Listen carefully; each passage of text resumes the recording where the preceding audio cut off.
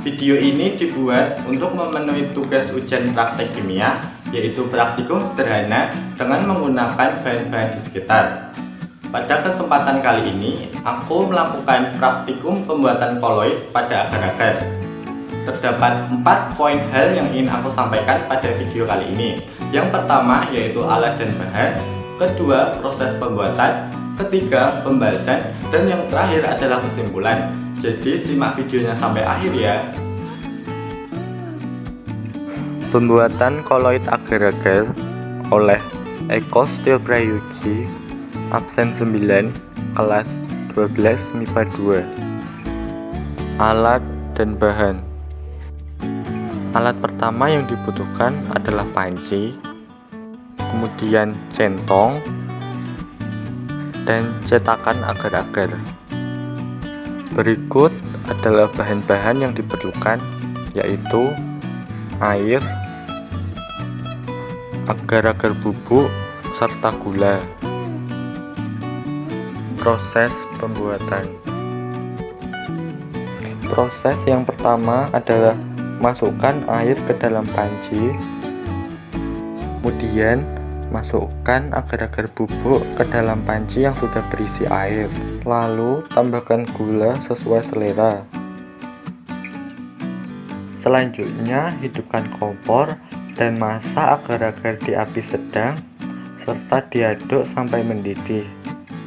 Ketika agar-agar sudah mendidih, angkat panci dan siapkan cetakan agar-agar, kemudian tuangkan agar-agar ke dalam cetakan tersebut. Diamkan agar-agar hingga mengeras. Setelah agar-agar mengeras, pindah agar-agar dari cetakan ke piring saji. Pembahasan. Apa itu koloid? Sistem koloid merupakan campuran antara dua zat yang memiliki perbedaan fase dengan partikel terdispersinya tersebar merata di dalam fase pendispersi. Jenis koloid pada agar-agar. Agar-agar termasuk koloid jenis gel. Gel merupakan jenis koloid yang terbentuk dari campuran zat padat dan zat cair.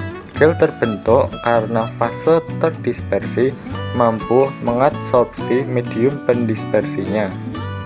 Sifat koloid pada agar-agar. Agar-agar merupakan koloid yang mempunyai sifat koloid liofil.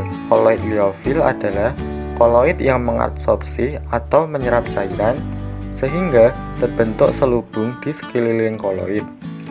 Proses pembentukan koloid pada agar-agar. Pada pemasakan agar-agar terjadi reaksi hidrolisis. Bila suhu menurun, maka karagenan akan membentuk struktur double helix dan membentuk polimer.